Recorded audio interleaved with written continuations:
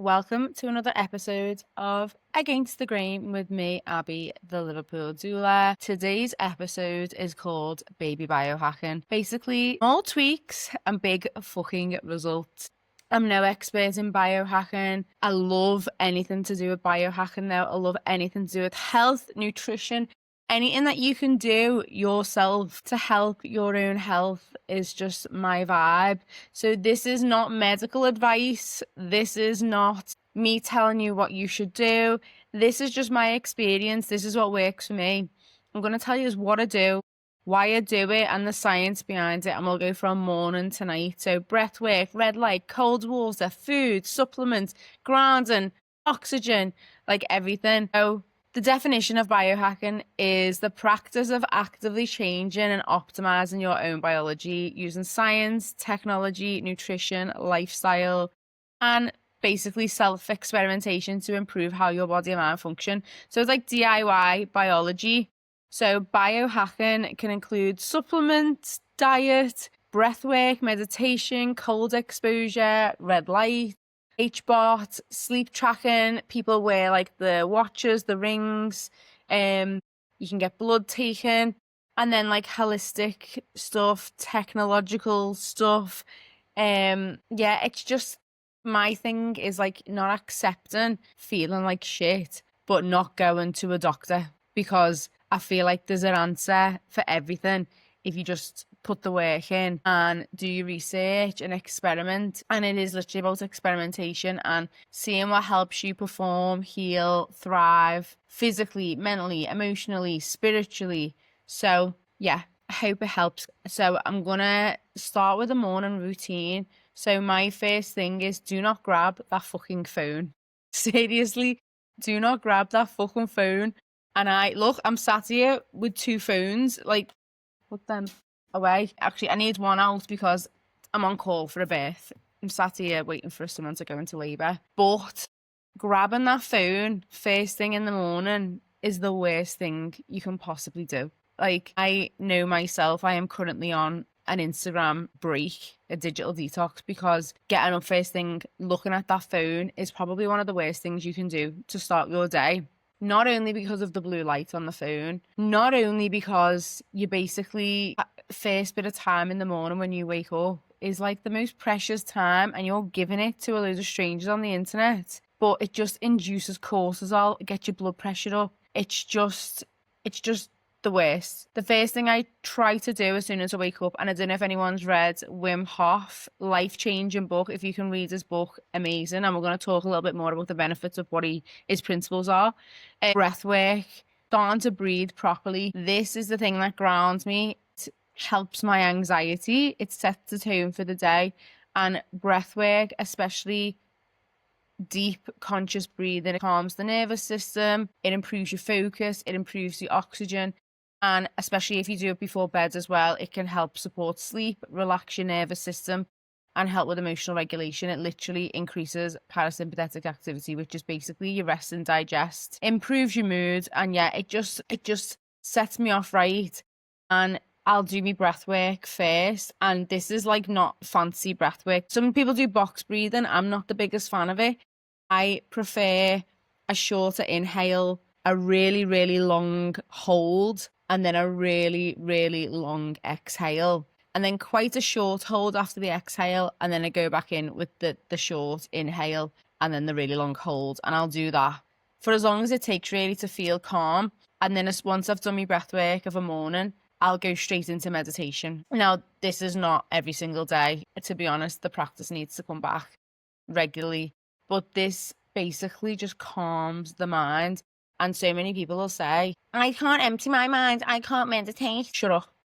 Like, that's nonsense. That's not what meditation is. And that's exactly why you probably need to meditate. What I tend to focus on when I'm meditating, people will be like, oh, I can't do that. Like the first thing, I can't do that. Like, all right, whatever. It's basically, you just focus on your breathing. You focus on, I don't know, where your butt's sitting in the chair, where you feel the breath coming in and out the nose. You always breathe through the nose during meditation. And yeah, it helps calm that nervous system.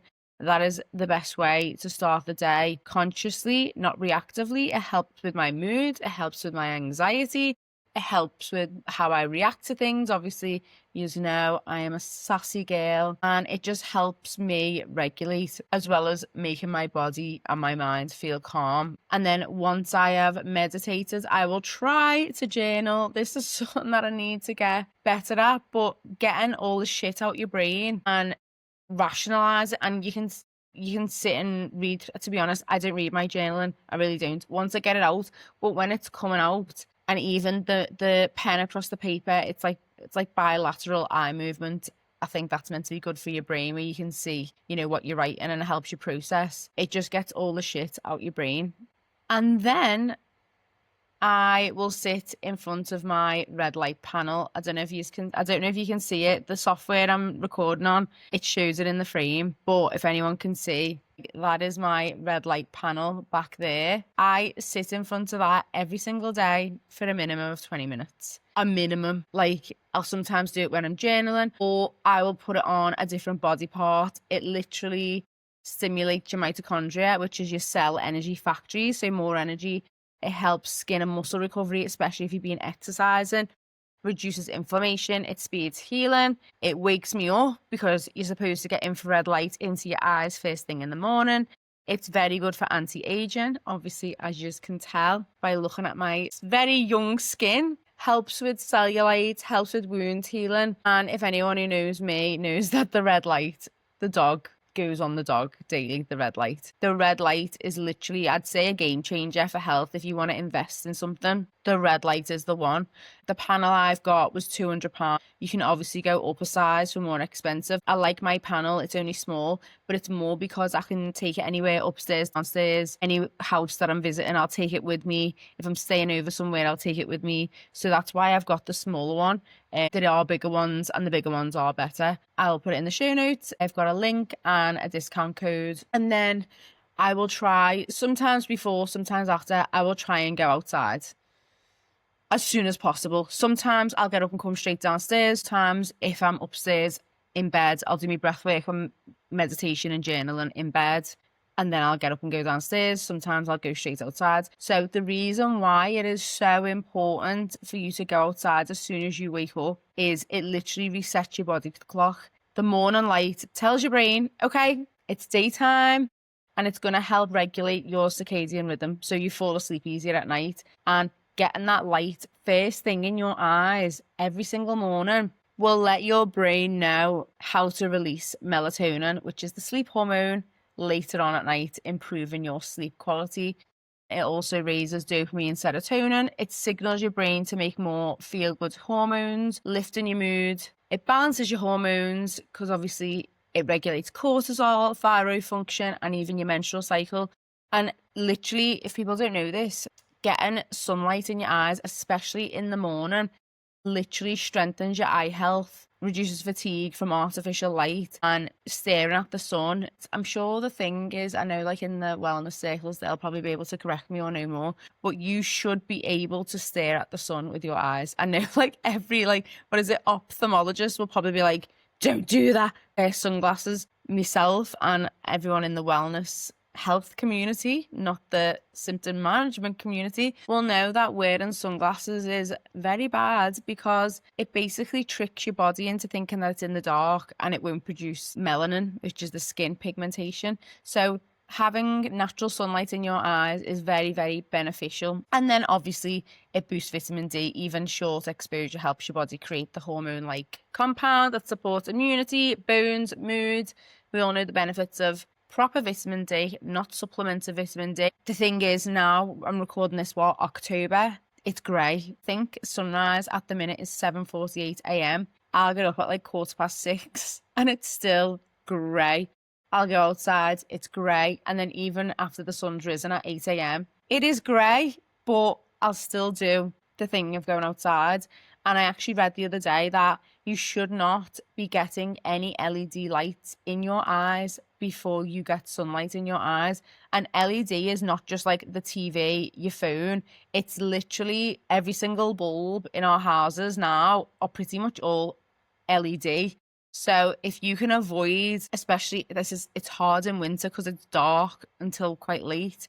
But if you can avoid getting LED in your eyes before you've got sunlight in your eyes, it's going to be so beneficial for your health. And then also when you are outside, getting some grounding in. So if anyone doesn't know, grounding is basically connecting with the ground outside, bare skinned, so barefoot. And this literally reduces inflammation because the earth's electrons act like antioxidants, soothing pain and swelling. It lowers stress as it lowers your cortisol levels and activates your parasympathetic nervous system, which is the rest and digest. It improves your sleep, it supports heart health, it supports hormone health, balances your mood, speed recovery for sore muscles, especially PMS, and it just deepens your connection to the earth. And I feel like with regards to like depression and anxiety, if you can get up of a morning, and I know when you're depressed, the hardest thing is getting up of a morning, but if you can get up, get outside, especially when it's lighter, and be barefoot on the ground, go for a walk, it will literally transform your mood. You might still be low or melancholy, but you will feel 1,000 times better. I'm telling you now, lying on the ground barefoot especially is just the best feeling. And then obviously exercise. I do quite a lot of exercise, so I box 3 times a week, I do weight training, I do Pilates, I'm obviously out with the dog. And the reason why I'm really focusing on my exercise is because obviously I want to be slim, I want to eat, nice things, but building lean muscle, boosting your metabolism, especially women of a certain age as we're getting a little bit older. More muscle burns more energy at rest. It helps regulate your blood sugar and your insulin. It means that I can eat. This is like a partial reason why I've built muscle, is so that I can get away with eating more food, because the more muscle you have, the more calories you burn at rest. And that is basically why I train, because I want to be able to eat nice food. And then it also supports a healthy estrogen balance. Resistance training literally helps your estrogen levels, which obviously impacts your periods, your PMS, your mood, and obviously it reduces stress. The biggest antidepressant is going to the gym. Like, no one can deny that. Helps with your brain function, bone density, which again, especially important as we're getting older. And then obviously anti-aging and longevity, like exercise is the biggest anti-ager, mood booster. And then probably one of the biggest biohacks. I feel like because we're in the UK, it's not something that's overly utilized. In like Finland, in Sweden, places like that, this is just a normal part of life. But a lot of us don't actually use this. Saunas, a whole body biohack. Like, it is not just for relaxation, it's proven therapy. It benefits your heart, your hormones, your brain.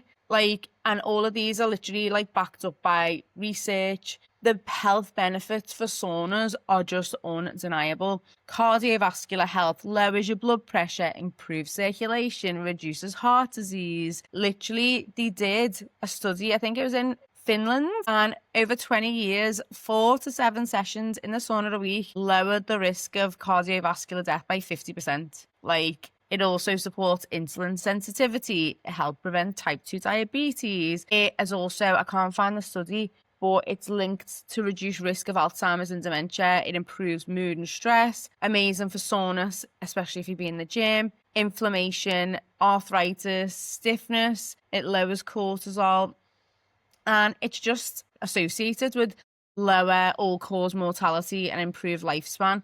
Like, if you want to get the benefits of a sauna, go in 2 to 3 times a week. Now, I'm just going to cover as well the difference between an infrared sauna and a traditional sauna, because I think there's a few more places that are now getting infrared, but infrared shits all over traditional saunas. That's a fact. So a traditional sauna heats the air around you, whereas infrared heats your body directly without it needing to be really hot. So when you go into like a traditional wooden sauna, it's the air that's hot, and it's through hot air, it causes sweating, it's obviously got cardiovascular effects, whereas infrared is a lot cooler, but it heats your body like deeply into your bones. It doesn't need the hot air. It penetrates like deep into your tissues, helps with detoxification, it helps with circulation, muscle recovery. Both have got detoxification, circulation and relaxation benefits, but the infrared saunas are gentler, they penetrate deeper, and for the health benefits, you can tolerate it longer. Like I've started going in the sauna now. I think I've been doing about 20 minutes, like 4 or 5 times a week. And it's a struggle. Like I take a book and it's graft. Like trying to stay in there for 40 minutes, which I think it's 40 minutes, which is the recommended amount of time. Because you've got to remember, like, a traditional sauna is like 70 to 100 degrees, whereas an infrared sauna is like 45 to 60 degrees, like 70 maybe. It's like sometimes it can be like a little bit unbearable. So beneficial. And then moving on to the latest trend, I'd say it started a few years ago. Cold water therapy. It is like a shock to your system, but it fucking works. So how it works: by reducing depression and boosting mood, improving brain function. It triggers a flood of dopamine and norepinephrine, improving motivation and emotional resilience. Research does show that cold showers can reduce symptoms of mild to moderate depression due to the activation of the sympathetic nervous system and increased neurotransmitters. Like, studies are backing this up. Like, it wakes up your nervous system, it increases your energy, your focus, your mental clarity. It also, I've found this as well, when you've got the most horrific DOMS, which is, if anyone doesn't know, delayed onset muscle soreness. So you've been in the gym and you've got the worst pain, like you've got to lower yourself onto the toilet. Every movement is agony. I can tell you right now, cold water therapy is a game changer. Like, I can't even describe. Like, you get into the cold water and you get out and the pain's gone. Like, it lowers the inflammation, and it also lowers oxidative stress, strengthens your blood vessels, improves immunity and stress resilience.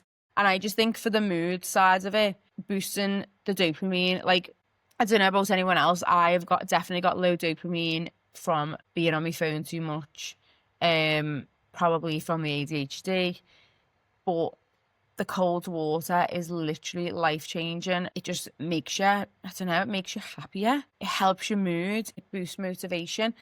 What Wim Hof says, and if anyone's not read the Wim Hof book, please read it. It will change your life. It just makes you mentally stronger. I used cold water therapy when I had lost my dog and I was grief-stricken, like, to another level. I know people would be like, oh, it's only a dog. No, this was my child. And when we lost him, I was in a very, very bad place. And it's the cold water that literally got me through. And I think it did help me reset my dopamine system when it was very, very depleted. And one thing I will say, like, when you have got, and I'll just like tell you, like, the symptoms of low dopamine is like very, very low motivation. You're tired. You're craving stimulation. So you're like hooked on your phone. You're hooked on scrolling. You're on sugar. You've got mood dips, brain fog. This is when I know, like, most people might go to a doctor for this. I'll go to the cold. And also, I do feel like cold water therapy keeps you well. What is it? Wim Hof says, if you don't go to the cold, a cold will come to you. And he's so right. But one thing I will say, and especially with regards to women, like, a lot of the cold water studies have been done on men. And obviously women's bodies are very, very, very different with regard to hormone health. So times when I will never ever do cold water in the run up to my period. So say 5 to 7 days before I'm due on, I won't do it. Whilst I'm bleeding, I won't do it. Why? Because your body is working harder anyway. Your body increases in temperature slightly. I don't know, I feel like I'm really hot, and sometimes the cold water's nice, maybe on my feet, but I feel like my body's already under stress and I don't want to add to that cortisol. And I also will not do it around ovulation, because when you're ovulating, your body temperature naturally rises. Yeah, raising your cortisol, the cold exposure, it's a stressor, and I feel like your body needs more rest and recovery. So those are the times when I won't do it. So I always say to women, like, do what suits you, but don't just like, because I think as well, some people just come, when they heard about these like issues around hormones, they just discounted cold water therapy. And I'm telling you now, this will change your life. Like, I even, like, when I have pregnant women who are smokers and they're trying to quit smoking, cold water therapy will help. When you are trying to get through something hard in life, cold water therapy will help. And sometimes it even brings out emotion. Like, it'll bring out, I don't know, it's like a mad one. Like, I just find it's like a mirror. And I think it's so healing, but so revealing as well. So yeah, that's what I've got to say about cold water therapy. I will move on to diet now. I was vegan for 5 years. What can I say? Absolutely no good for your health. Actually, then again, no, I retract that. I will say the veganism healed my gut to a degree. I cut everything out. I was a little bit of a raw vegan, which I think is beneficial in short blasts. I had severe IBS where I would eat one meal and look 6 months pregnant. Now I can eat whatever I want, whenever I want. I was also dairy intolerant. It helped with that. But for now, what I believe to be the most beneficial for health, especially for women, is an animal-based diet. It's literal fuel for hormones and longevity. So I eat primarily whole, nutrient-dense animal foods, grass-fed beef, organic eggs, raw milk, butter, and a few vegetables. And I do feel like these are the best way to support female hormones, energy, aging. Animal products are very, very rich in cholesterol, vitamin A, B12, omega-3s, everything that's essential for hormone synthesis. And cholesterol is the building block of estrogen, progesterone, testosterone, and it directly supports the menstrual cycle, mood, fertility. And studies do say that adequate dietary cholesterol improves sex hormone production and menstrual regularities in women. Also supports brain health. Nutrients like B12, DHA, choline are critical for memory, cognition, and neurotransmitter balance, and prevents age-related cognitive decline and supports mood. And B12, choline. B12, amazing for energy. Choline, amazing for pregnancy. And I do believe that like a big reason why there's a lot of dementia and people suffering from memory issues and Alzheimer's is because of the push for low-fat food. Like we had, I don't know if it was like the 80s maybe, everything was fat-free. Fat was demonized. And now it's like, how many old people do you know who get memory issues, who've got dementia? And I think is it statins? I think it's statins. Let me actually double check. Yeah, it was statins that lower cholesterol. What an absolute load of nonsense. Cholesterol is vital for health. And these statins basically get rid of it all. And what happened? The incidence of Alzheimer's and dementia shot up. Also preserves muscle and metabolic health. Animal proteins and fats are highly bioavailable. They support muscle maintenance, metabolic rate, insulin sensitivity, and it also helps prevent sarcopenia, which is basically age-related muscle loss. So tell your nans and granddads to be chowing down on as much steak as they can because it's going to help preserve them. And then the nutrient-dense animal foods also provide antioxidants, selenium, and vitamin A to reduce oxidative stress, which is why we age. So promoting skin health, hair, recovery from stress or injury, and diets rich in bioavailable protein and micronutrients, which are from animal products, slow biological aging markers, and then also energy, mood, iron, B vitamins, fat soluble vitamins in animal foods improve energy, mental clarity, and stress resilience. And I will tell you right now, I know for a fact if I am drained, I know I need steak. Like, it's a fact. So I'll do maybe a sunbed to boost my vitamin D because I know that I will have ate enough animal fat for the cholesterol in my body to help my body produce vitamin D, because vitamin D is a hormone. You can't supplement vitamin D properly. It's a hormone. Anyway, and I'll have steak, which is full of bioavailable iron that my body can use. And then sometimes the reason why our bodies don't use the iron that we've got is because we're low in copper. So I will take a few of my beef liver capsules because, sorry guys, I'm still not there yet with the eating beef liver. Or I will have some ceremonial cacao, normally about 40 grams, and that has got a daily allowance of copper in it. And that copper will help my body use the iron to help my energy levels. So if I'm feeling a little bit tired. And then also I feel like high protein is very, very crucial for hormone and neurotransmitter production. It keeps my blood sugar stable. I'm trying to think of the amount of eggs that I eat a week. Maybe like 30. Yeah, about 30 eggs a week. And eggs are literally a superfood. Like, they are the best thing you can eat in early pregnancy. You just eat them on the go. Like, there's just no downsides to eating eggs. And one thing I will say I am fucking furious about is that I found out that if you eat a raw egg, you only absorb 50 to 60% of the protein. But if you eat a cooked egg, you absorb 90%. So anyone who knows me knows that I blend like 5 raw eggs of a morning with a banana to just drink. And I was missing out on like I was only getting 50 to 60% of the protein. I was absolutely enraged. And yet, one thing I will say as well, I try to focus on red meat, grass-fed organic beef, full of energy, full of iron. And I will also pair the steak with something that is high in vitamin C, because eating something with vitamin C will boost the iron absorption. But I will take the beef liver capsules as well, because they are full of vitamin A, B12, iron, folate. I eat a lot less chicken now. I used to love chicken, but chicken is not as nutrient dense as beef. And historically, we never even used to eat chicken really. It was more of like a scrap bird. It's like known as like a dirty bird. It's not that nutritious. They're more for eggs and for pest control in a garden. Like, that sort of chicken is better for. It's not that they're not that nutritious. It's just a bit of protein. And when you're looking at nutrients rather than just macros, the chicken is not that great.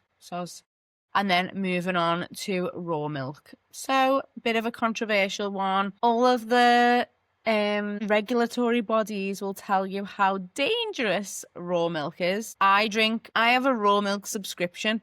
I don't even want to tell you where to get me raw milk from, because I don't want you to buy it all. I'll be honest, I'm not even telling you. I was lactose intolerant, then I went vegan, then I healed my gut, then I started introducing raw milk. Now I couldn't tell you. It's too much raw milk that I'm getting too many calories from it. Raw milk is literally full of enzymes and beneficial bacteria.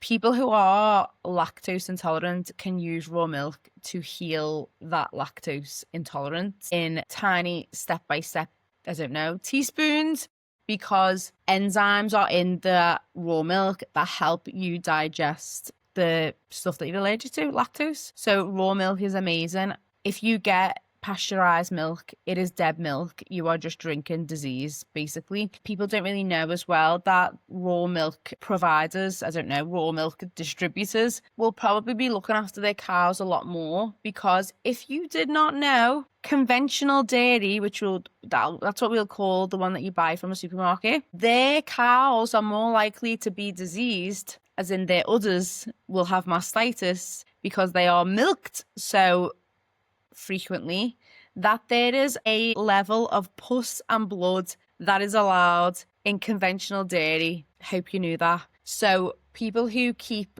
cows for raw milk obviously can't practice like that, because there's no like pasteurization process that is going to kill all that bacteria. So they keep their cows in much better condition. I think the place that I get my milk from as well, they were proudly saying like they hadn't give antibiotics to their cows for like 7 years or something like that, so, which is amazing. They're fed on pastures. They're not fed shitty soy feed. Like, this is the thing, and this leads back as well to the formula argument, formula versus breastfeeding. When you buy either formula or conventional dairy, you do not know what that cow was living like. You do not know what it was eating. You do not know what it was medicated with. You do not know what it was injected with. Like, you are gambling drinking pasteurized milk. Well, then again, you're not, because it's been heat treated and any bit of goodness or bacteria is dead, but you're drinking a dead product. Whereas raw milk, it's full of goodness, enzymes, vitamins. Like, honestly, I do see it as a health food. I know a lot of other people might argue with me, but I absolutely love it. I only buy from a trusted farm. But yeah, it's mad. Like, people will be like, people die from raw milk. People die from injections, and you're still bumming them. Moving on to water. So this is like a big one, because I think people think that buying bottled water is better than drinking tap water. Wrong. If you buy bottled water from a shop, you do not know how long that water has been sat there. You do not know if that water has been exposed to heat. You do not know if that water has been sat on a lorry runway or tarmac or whatever under the blazing sun. You do not know how old it is. And when the water is sat in that plastic and it's heated in any way, I think it leaches regardless, but especially if it's exposed to heat, you are going to be drinking water that is laced with microplastics. So I will tell you what water I drink. Now, I'll move on to what people say and what people moan about in a bit. But I currently drink reverse osmosis water. I am lucky enough to have a reverse osmosis filtration system built into the sink in my house, and it removes almost all impurities from the water, including all chemicals, so chlorine, fluoride, and any hormone residues, all heavy metals, so lead, arsenic, mercury, microplastics, and any contaminants from pollution or plumbing. So basically how reverse osmosis works is it forces water through like a semi-permeable membrane that blocks the impurities but lets the clean water through. And it's 99% pure. The main reason why I use reverse osmosis is because of the hormone content in tap water and the fluoride, the chlorine. Well, obviously, everything I just mentioned, basically, obviously. The only thing with the reverse osmosis water is that it also removes the minerals from your... So tap water has got minerals in it. It removes the minerals. So you absolutely have to remineralize it. So I use Celtic sea salt. You can buy electrolytes. And then also, if anyone knows me, I carry around, if you're on video, I'll hold up the video. This is my water bottle. It's a stainless steel water bottle. It has, to be honest, I'm looking at it now.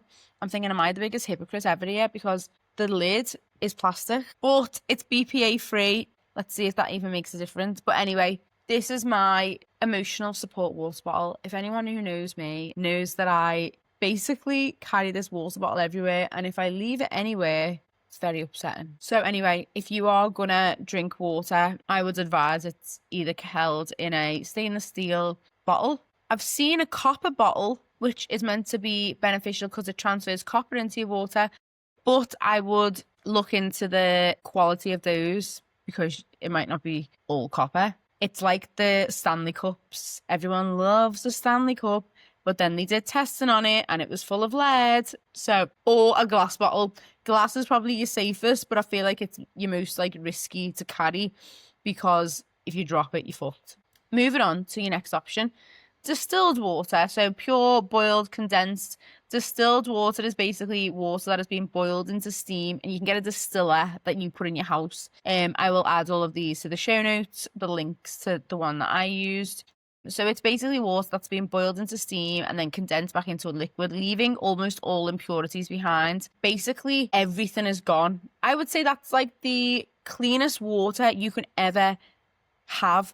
They'll use it in laboratories, detoxing, appliances. You can buy distilled water. It's literally got nothing. So the way reverse osmosis remove 99% of impurities, this removes like 100. Like everything's gone. However, a downside is it's completely flat, mineral free, long-term consumption. You need to remineralize this water. So obviously use your electrolytes, use your Celtic salt. And it can taste a little bit flat because it's just like dead water. Probably the best water you can drink is fresh spring water. Like it's alive, it's full of minerals, it's fresh from the ground. But obviously these are two options that I've used because I was not able to go to a spring every sunny day and fill up 12 or 13 glass bottles of spring water. And I didn't want to drink spring water from a plastic bottle. To be honest, you can buy spring water in glass bottles, but anyway, I chose convenience and these are the ones I used. So distilled water is another option. So before I got the house that I'm in now, I used a water distiller every single day. And then I also bought glass like tanks with taps for me to store the distilled water in. And it's amazing when you've got a water distiller, you can literally see the residue that's been left behind. And it's like chunky, thick metals. Like you have to clean your distiller once every month or so. And it's literally caked with like heavy residue. I can't even describe it. Chunks of like flaking, hard, smell like metal.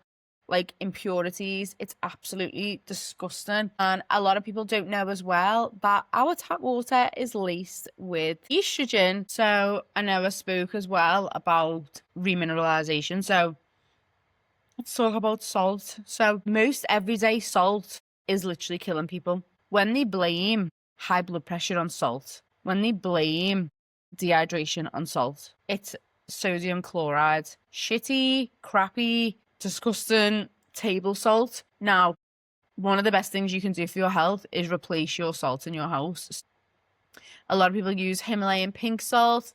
It's okay. However, you can find high traces of metals in it because they actually have to use explosives to blow up the salt mines. I would say Celtic salt is top quality salt. There's another one, I can't remember what it's called, but I know it's on level with Celtic. I just love Celtic salt. I probably eat about 2 tablespoons of salt a day. So I put it in my water, obviously, quite a lot as well. So it's quite salty water. And I absolutely smother all my food in it. Am I dehydrated? No. Like, literally, the salt is what helps the water go into your cells. Salt is literally life. Like, it helps with hydration, it helps with electrolyte balance, it supports your adrenals. Like, people are so like confused about salt that they think it's something that it's not. Salt is life. Like, I feel like even when I like go to Bali, I take a bag of salt because I'm like, I'm not even like eating this disgusting table salt. And the thing is, in Bali, because they're so into wellness, in like the health clubs, they literally have bowls of Himalayan pink salt for the water. Like, they're onto it. It's only in this country where we demonize and blame salt and fat for people being so unhealthy. Like, guys, like, let's wake up. So moving on to one of the biggies, and this is probably one of the ones where it seems really hard to get rid of, but plastic. Plastic is one of the best biohacks you can do for your body is get rid of plastic.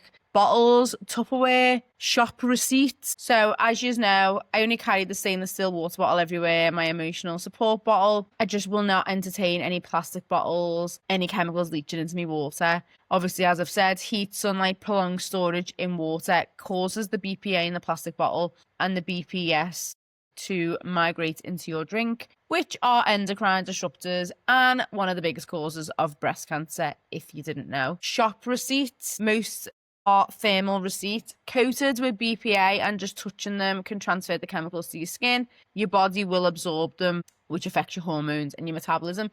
I honestly do wonder what is the health like outcomes of shop workers who are touching receipts day in, day out. Like, I wonder, so if you can avoid, sometimes I'll like grab, if I am, well, I don't take a receipt in a shop, in a supermarket, because I just think, no, I'm not touching that. If I have to for like doing posts and stuff, I'll put it in like a little envelope, or I'll like, I don't know, I just pull my sleeves down and try and grab it. Food storage is a big one. Bin all of your Tupperware. Only use glass or stainless steel. To be honest, glass. You can literally get glass Tupperware on Amazon. Like, even some of them have got plastic lids, and you just make sure the food doesn't touch the lid. Just keep it upright. Plastics can release chemicals, especially when it's heated in microwaves or exposed to sunlight. EPA or similar compounds, which is in plastics, is linked to breast cancer, reproductive issues, endocrine disruption.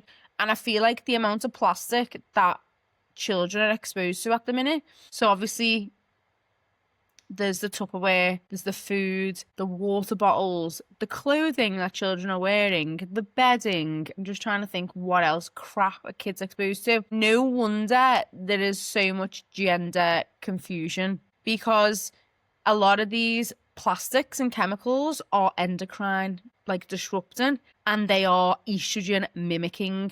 So what that means is young girls are starting the periods earlier. Little boys are thinking they're little girls. And no wonder, because we've got all this crap basically affecting the hormones. As a parent, it is your job to protect your children, not only from, oh, I'm going to protect my kids from bad people and, you know, McDonald's.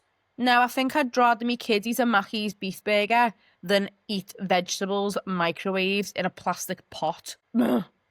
Like, guys, come on. And the thing is, like, people go, oh, it's only a bit of this, it's only a little bit of this. But if it's a little bit multiple times a day for years. That is long-term repeated exposure, disrupting menstrual cycles, fertility, hormone imbalances, and contributing to long-term metabolic diseases. And what is on the rise? Earlier periods in little girls, gender confusion, infertility is running rampant, hormone imbalances running rampant. So we've got wild, painful periods, infertility, women turning psycho in menopause, long-term metabolic issues. Like, come on, it's all adding up, isn't it, really? And that takes us to, and probably the biggest one. Not the biggest one, but I mean the biggest one as in like, which affects our daily lives, which is probably one of the harder ones to cut out, what we wear. Polyester, plastic and hormones, and why I try to choose natural fabrics. And this is the thing, I am not like perfect. When I go on a night out, I usually wear a bit of polyester, but when it comes to workout clothes, underwear, bedding and pajamas, I will absolutely only wear cotton. That is why I wear the ugliest gym clothes ever. And all these girls looking so sexy and fit with the little, pink 2 sets with the matching bra. And I'm there in like ugly black, like probably a bit washed out as well, because the cotton just seems to wash out really fast. Like, and sometimes I can't even get a full cotton legging. It's a cotton blend, which is annoying. I've started buying bamboo, but the bamboo is safe, but it's actually the chemicals they use to make the bamboo clothing that is the dangerous part. So let's start with polyester. Polyester is a plastic. It's made from polyethylene terephthalate, which is a petroleum-based polymer. So why PET itself isn't reactive, it's the additives used in the polyester production that are harmful. So polyester contains antimony, bisphenol A, which is BPA, which we spoke about, phthalate, and per and polyfluoroalkyl substances, which is PFAS, which we've all seen. And these chemicals are known endocrine disruptors, meaning they can interfere with hormone systems involved in growth, reproduction, and metabolism. So you know the things I've just said about the hormone fuck-ups and how everything's basically malfunctioning? This is partly why. And when we sweat plus polyester equals chemical absorption.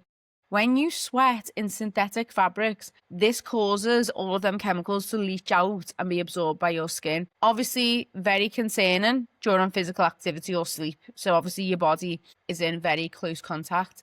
This is why I'm like, we can't conflate fitness with health, because the most fit, beautiful, in shape people I know all wear these plastic leggings pulled right up their jacksies, touching their most intimate parts. And I'm looking at them thinking, oh girl, you've got plastic on your fanny, it's touching your bumhole, your hormones are going to be fucked. And also potential fertility concerns. And the research has shown that exposure to these certain chemicals in the clothing, such as BPA, will have detrimental effects on fertility. BPA exposure is linked to reduced sperm quality. Like, I think they did a study where they put polyester slings, can't remember what species, I don't know if it was a man or a dog, like, they wore this polyester sling on their testicles for 6 weeks, and by the end there was no sperm. Tells you everything. And then also, let's talk about skin irritation, rashes, inflammation. If you've got a little one with eczema and you're putting them in polyester pajamas, you're asking for trouble. You are asking for trouble, because that plastic is going to sit against their skin. It's not breathable. So natural fibers like cotton allow your skin to basically aerate. So if you're sleeping, say it's cold, it's November, and you're sleeping in a polyester bedspread under a polyester duvet, wearing polyester pajamas, what is that doing to your skin? Like, oh, I think I'd slip out the bed. This is one of the biggies. And if you can stick to cotton, wool, silk, I'm trying to think, linen is amazing. These are the fabrics to stick to. And actually, when they tested the vibrations of cotton, linen, wool, silk, they are actually higher vibe than obviously bloody polyester crap. And they can actually heal you. But that is a conversation for another day. So anyway, another one of my big no-nos when it comes to food and stuff as well is not having a microwave. Microwaves heat the food by basically exciting the water molecules. It breaks down any nutrients. It breaks down the antioxidants, and antioxidant activity in vegetables can actually be cut by like 60%. So you think, I'm having a nice soup with lots of vegetables, and then you've just killed it in the microwave. And also it causes oxidation in fats and proteins, which creates free radicals in your food, and free radicals contribute to inflammation and oxidative stress. And what does that lead to? Cancer. And then also it can actually make protein harder to digest as well. So very concerning for eggs, milk, meat. Foods are all key for hormones and energy. And also as well, you'll find that you can't heat something up in the microwave in metal, can you? Can't really heat anything up in glass. So what are you going to heat it up in? Plastic. And then what's happening from that plastic? It's leaching into your food. It's just, the microwave is a no-no. I do not own one. Strangely enough as well, I don't own a toaster. But this is for a separate issue. I have just never ever, I've never bought a loaf of bread. Obviously I eat bread. I love bread. It's beautiful. But I have never had bread in this house. I just don't think it's a food. I think it's like glue in your stomach. I don't know. People like act like a bit of sourdough is, oh, it's real food. Like, look how healthy. No, sourdough is not food. And the sourdough you're buying is not proper sourdough. Like, Jason's sourdough is being proven to not be telling the truth on their packaging. Like, guys, let's wake up here. If you're going to make your own sourdough, fair enough. But I still don't, I don't know. I think obviously bread has got a few vitamins in it. I just don't class bread as foods. Like, it's just, there's no benefits to eating it except like it sits on your stomach like wild. And the same with pasta. I just don't think it's food. It's not real food.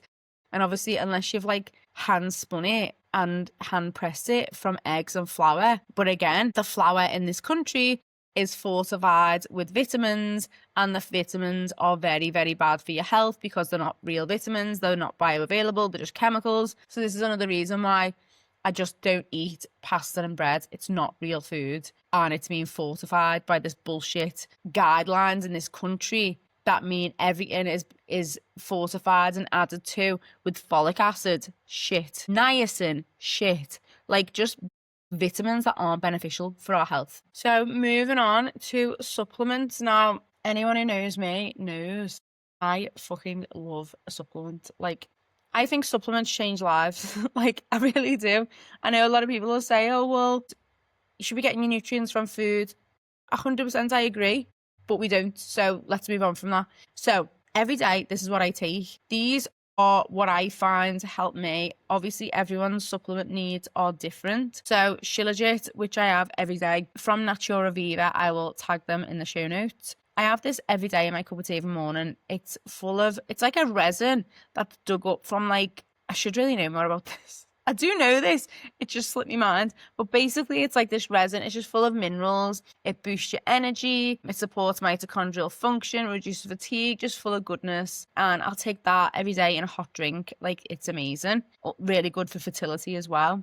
I take my beef liver capsules, which are rich in vitamin A, B12, iron, folate. I take beef liver capsules predominantly because I want to get my minerals in, and it contains, obviously, copper. Vitamin A is really good for my skin, good for iron, good for B12 energy levels, good for red blood cells. I also take a capsule called Oyster Max, which is basically oyster capsules.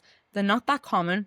They're a little bit spenny, but they are so high in zinc, amazing for balancing hormones, skin, immunity, and fertility, and good for nail growth, hair growth. I am prone to acne, so the zinc is very, very helpful for my skin. I take vitamin C daily. However, I take it in the form of a pill called Camu Camu. Now, Camu Camu is an Amazonian fruit. So it's a whole food source. It's a very, very powerful antioxidant, supports adrenal health, collagen production. I don't know if people knew this, but taking collagen does not improve collagen production.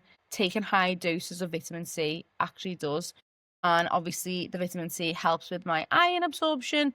I also take mushroom supplements, which are adaptogens. So lion's mane, reishi, cordyceps. If you are neurodivergent, if you feel sluggish, brain fog, it improves cognition, it improves stress resilience, energy, focus, and immunity as well, which people don't realize. I also take a lemon balm tincture. and this is just under the tongue. This is very good for anxiety, it calms the nervous system, very good for stress, mood swings, and also an antiviral as well. And then obviously, as you know, I take topical magnesium in the form of my Sleepy Dream cream, and this is mostly for anxiety, for insomnia, depression. I rub it into my stomach when I've got period pains. It's amazing for migraines. It's amazing for asthma, like high blood pressure. Magnesium is like the wonder mineral. Like everyone needs it. This the level of like mood elevation and sleep quality when I do the Sleepy Dream cream every single night on my feet and on my legs is like out of this world. And then I also have homeopathy from my homeopath, Rachel Williams, and her episode is a couple of episodes back. And these are personalized remedies for basically any problem that I've got. I can take a remedy for. Like, if you've got a bit of anxiety, if you've got a headache, what did I had the other day? I've been on my phone too long, so I took one for that. If you're sick, if you're feeling depressed, just anything, there's a remedy for. I think actually my homeopathy kit is right behind me. And then little body and mind hacks that I've got. I've got a Shakti mat, which is basically a spiky mat that I lie on the floor. Honest to God, it literally has changed my life with regards to back pain. So I go to a clinic called Concordia for sports massage. John at Concordia told me to get this mat, and I've not been back to him since. So he's done himself out of money there. But this mat isn't even just for back pain. I can't even describe the level of relaxation I get from this mat. It's because your whole body's in pain on the spikes, but then you get this like mad flood of endorphins through your body. I think it's like you're in pain and your body produces its own natural painkillers. And honest to God, I've never felt relaxation like it. If I can't sleep, I've got anxiety at night, I will lie on my Shakti mat in bed and I wake up and I've thrown it on the floor and like rolled over. Like that's how much I love it. And then I also use blue light blocking glasses, try and keep me devices on night mode, and trying to avoid blue light before bed means you will have better sleeps. It's so hard with the phones and our houses which are full of LED light. It's very, very hard to find just normal incandescent light bulbs. Now, if you can get them, or you can get red light bulbs, are basically for like, I'm trying to think, what would it be called? Light health? No, I don't know. But basically it's so your house isn't full of LED blue light when you're trying to wind down. And I'm also celebrating right now, a couple of days ago, 1 year alcohol free. So these are like my little biohacks and little bits of advice that I think are very helpful. Well, I think they're helpful anyway. I hope you think they're helpful. But it's like when people are like, what are small ways to improve my life? And I do think I've got it down pretty well, being very healthy. My cycles like clockwork, my hormones are really great. You know, I feel fit, healthy, well. I look so young for my age. And I do feel like these are the things that are helping me to feel healthier, better. And at the end of the day, one day, this body is going to, be home to my future children. And I want it to be as healthy as possible. And this is the thing, I know a lot of people will say, how much? You spending that on how much? But I honestly feel like your health is your wealth. Like people will say like, oh, everything you're doing is expensive, buying organic's expensive. So is illness. And you can't work, it's going to get expensive. And one thing I would say is like, especially for like mums and women watching this, please do remember that I am a childless woman. Like I do not have little ones running around. I've got a very, very well-behaved dog. I also am self-employed and I pick my own hours so I can do this. So I would say anyone being like, oh God, I just can't do it all. Pick like one thing. Pick one thing. Like, and I wouldn't even say pick one thing now. It's like next time, I don't know, you need to buy a pair of leggings, just buy a better option. Next time you're going to buy some Tupperware, just buy a better option. Or even just throw out your old Tupperware and just buy slowly. Like I know a lot of people will say like, this is expensive, that's expensive, but you're all right, you can do this. But remember guys, and this is going to sound dead sad, I don't go out drinking.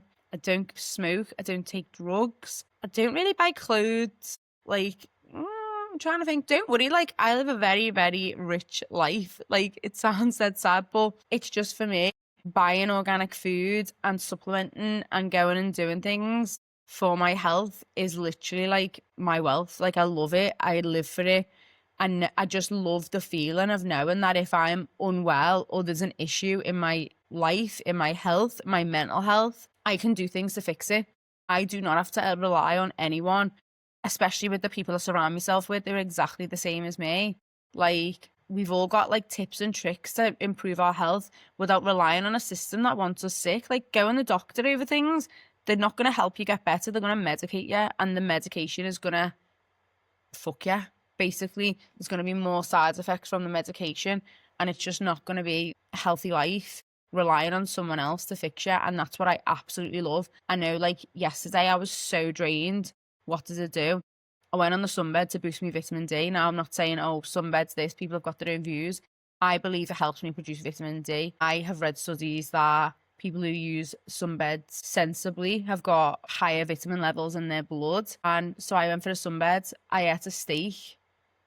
I had some organic fresh orange juice to help me absorb that iron. I had some ceremonial cacao because that's full of magnesium and copper. And I had, I just ate and I had a little rest, and then I trained, and I still trained twice yesterday.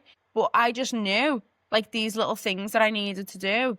And today I woke up naturally at 6:45 a.m. and I've been to the gym and I've ate really well.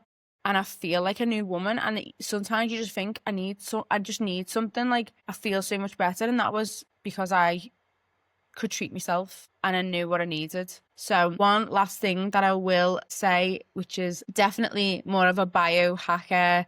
I think we think of biohacking as like these guys online, like Tim Biohacker, HBOT, which stands for hyperbaric oxygen therapy. This is probably my favorite biohack. It does cost not a lot of money, but it does cost money. I tried it first a few years ago after I had surgery. Then I had a knee injury last year, which I treated with acupuncture. And when I started reading into it, I was like, this is like unbelievable. Hyperbaric oxygen therapy, HBOT. You get in a tank for like maybe like 60, 70, 80 minutes. And you breathe 100% pure oxygen in this pressurized chamber, which basically increases the oxygen levels in your blood and the tissues far beyond whatever normal breathing can achieve. And then this extra oxygen accelerates healing, it reduces inflammation, boosts cellular function. So basically, I found when I've had it for surgery, and I know other people who've had it for surgery, and I mean, I can't even describe, like, out of this world. Like, I love it. So if you ever have surgery, get the hyperbaric oxygen chamber therapy. Like, it's unbelievable. Unbelievable for tissue repair, injuries, post-workouts, like joint support, cellular regeneration. So it stimulates stem cell activity and mitochondrial function. Amazing for healing and energy. Reduces inflammation. And as we know, chronic inflammation is a massive driver of disease, including cancer and just aging, because it's anti-aging. Amazing for oxygenation for the brain, for focus, clarity, and brain protection. And it just boosts overall vitality and resilience. My mum had a dog bite on her finger. She's had surgery. It was gaping open after the surgery. She had 2 sessions and it closed over. I was reading, because I do these in Bali a lot as well. And in Bali, it's so cheap to go for HBOT in Bali. So I'll just do it for like shits and gigs. And that's predominantly what I do it for, wellness, just because I want to keep looking after myself. And I was reading and it was saying like 80 sessions of HBOT, which is a lot. But, if you had 2 a week, take you less than a year, you will biologically be 20 years younger, which is like, wow. And I know someone who was quite close to us had cancer. They used it for treating their cancer alongside other means, and the tumour shrunk rapidly, like more than the surgeon could ever imagine. I know that surgeons and doctors in the mainstream will say, oh, it doesn't really make any difference. I'm telling you now, it makes a fucking massive difference. Like, that oxygenated blood and body is very hard for cancer to survive in that environment when you are breathing in 100% oxygen. Like, it's so much more than just like for recovery of an injury or anti-aging. It is literally life-changing, life-saving. Like, if you're in Liverpool or the Northwest, I go to Concordia, which is near Liverpool town centre, and their tank is amazing. And then they've also got amazing sports massage. Shout out to John, who I was talking about before. And they've got a massive red light bed as well. So see my tiddly little red light panel. Their red light bed shits all over it. But obviously they're treating athletes there. They predominantly treat fighters. They've got a gym downstairs and it's a fighting gym. So they treat a lot of athletes as well. So that red light bed is like unbelievable. So if you're in Liverpool, go to Concordia. It does cost a little bit of money. I feel like your health is your wealth. You can't like put a price on it. To the people who are like, amount of people, I wouldn't pay that. Well, how much are you paying for a bevy on the weekend? How much was that vape? How much shit are you eating? Like, I don't know. I just love nutrition. I love lifestyle. I love biohacking. I absolutely adore like knowing that I can fix myself and treat myself, and not only fix myself, it's like preventative. Like, I know I'm gonna be like the healthiest 80-year-old you're ever gonna see. Like, I'm gonna be some ripped 80-year-old, like still like going boxing and like weightlifting and like out doing whatever I want to do because I'm gonna be so healthy. So the takeaway is, guys, like, you can do this. Just remember, like, you can make it work. And I know people say I can't afford it. I'm just of the belief, like, if you want it, you'll make it happen. You'll make it work. And if you can put as much effort into whinging, I'm only messing. No, I just think if you want it, you'll go and get it. And if it's important enough to you, just don't leave it too late with regards to letting yourself get so sick and so infertile and so this and so that before, you know, actually doing something about it.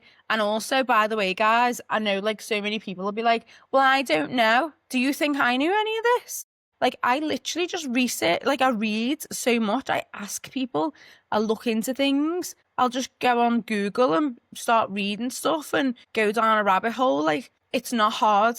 It's not hard at all. You can absolutely do this. Don't think that I'm some person with like, I don't know if you even think I've got loads of knowledge, but don't think that I'm some person who's like knows it and you'll never know it. I was like clueless before. It's only because I'm fucking interested in this stuff. I want to know more. I want to know because I never want to have to use the doctor. I never want to have to get treatment for anything. So I just read, and I started looking into things, and that's how I got to where I am. And hopefully, you know, this is just a baby biohacking like thing. There's like so many other people out there who know more, do more. Amazing people like Gary Brecker, even stuff like Joe Rogan does. Dana White, who's worked with Gary Brecker, has said it's transformed his health.